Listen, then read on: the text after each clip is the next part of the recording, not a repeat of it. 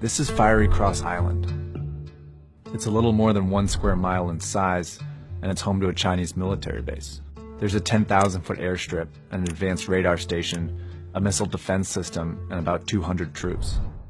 But the strangest thing about Fiery Cross Island is that 2 years ago, it didn't exist. And neither did the 6 other Chinese military bases that have been built on man-made islands in the South China Sea.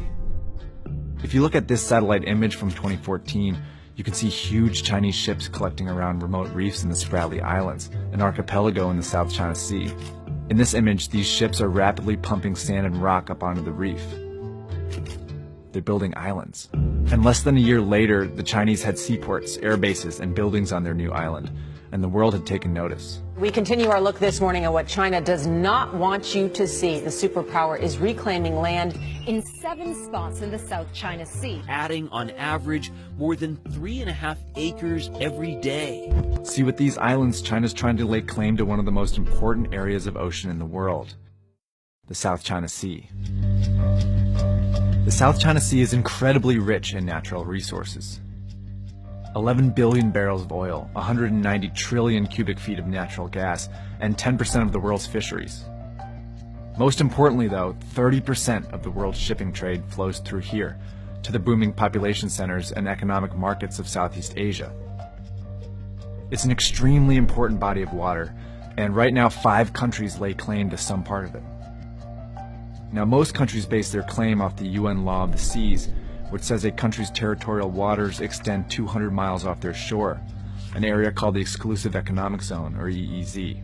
Countries have exclusive rights to all the resources and trade in their EEZ. It's their sovereign territory. So, for example, any oil that's found within 200 miles off the coast of Vietnam belongs exclusively to Vietnam. But any area that isn't in an EEZ is regarded as international waters, and it falls under UN maritime law, which means everybody shares it. Now, every country in the South China Sea region uses this 200-mile EEZ threshold to determine its claims. All except China. China argues they have a historical claim to the South China Sea, dating back to naval expeditions in the 15th century. And they mark it using a really confusing border called the Nine-Dash Line. Following World War II, Japan, who had dominated the entire region, lost all control of its surrounding seas. China used the moment to claim the South China Sea by drawing this imprecise line on the map that encompassed 90% of the South China Sea. It became known as the Nine-Dash Line. And when the UN established the 200-mile EEZ in 1973, China stuck to its own line, refusing to clarify its boundaries and ignoring claims by other countries. Now that brings us to the Spratly Islands. It's a remote, barely inhabited cluster of islands currently claimed by China, Vietnam, the Philippines, and Malaysia. The Spratlys are both geographically and symbolically at the heart of the South China Sea. That's because any country that can claim the Spratly Islands can extend their EEZs to include them, and gain exclusive rights to the surrounding territory. But it's really hard to legitimately claim uninhabited piles of sand, so a few nations have built small buildings and ports on their claimed islands, and even stuck a few people there. But China believes all of the Spratly Islands belong to them, which brings us back to why they're building islands there. Installing military bases on these new artificial islands took the dispute to a whole new level, showing how China is potentially willing to defend its claims with force. Now, this is about when the United States took notice. While the US has no claim in the South China Sea, it is the world's lone superpower and uses its massive navy to defend international waters. But China sees the US presence in the area as an encroachment in their backyard. When a US destroyer ship sailed just 12 miles off the shore of one of China's man-made islands in the Spratlys, China sent out their own destroyer and a patrol boat as a warning. China's building these islands in order to increase control around the surrounding waters, using a strategy that they've deemed the cabbage strategy, where they surround a contested island with as many ships as possible. In May of 2013, China sent several ships to Ayungin Shoal, which is just 105 nautical miles off the coast of the Philippines, well within that 200-mile EEZ. The Philippines has 8 soldiers stationed there. Like wrapping leaves around a cabbage, the Chinese sealed off the Philippines' access to Ayungin Shoal with fishing boats, surveillance ships, and Navy destroyers, creating a blockade so that the Filipinos can't receive shipments of food and supplies. By building their own man-made islands, China is essentially building naval bases.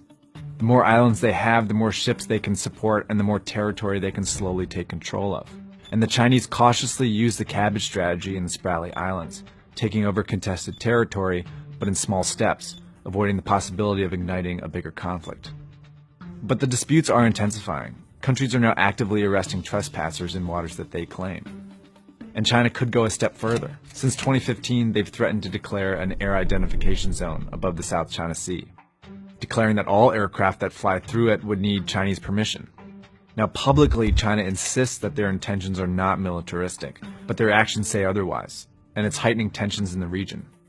Steve Bannon, who sits on the U.S. National Security Council and who is one of President Trump's closest advisors, is almost certain that the U.S. will go to war in the South China Sea.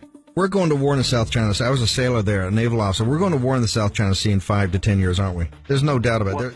But for now, the disputes remain only in the legal and diplomatic realms that only occasionally break into minor clashes. In July 2016, the International Court at The Hague ruled in favor of the Philippines, who charged China with invading their rightful territory in the South China Sea. But China dismissed the ruling, and enforcement of the law doesn't seem likely, even from the U.S., who released a vague statement urging the two countries to clarify their claims and work together to resolve their disputes, which is another way of saying we don't really want to deal with this. In fact, as the conflict escalates and international courts get involved, the U.S. is stuck in a tricky position. On one hand, they do not want to risk provoking a conflict with China, but on the other, they want China to stop bullying their allies in the region. Up until now, the U.S. has managed the situation by continuing to patrol through the South China Sea. It's also likely that the U.S. would fly fighter jets above the sea if China actually does declare an air identification zone. These are symbolic but effective ways of keeping China in check, while not getting too involved in the details of the conflict. So far, the disputes in the South China Sea have not become violent, but countries are starting to defend their claims by increasing troop numbers, weaponizing their territory, and provoking each other. It's a complex situation that will continue to gain international attention, for better or for worse.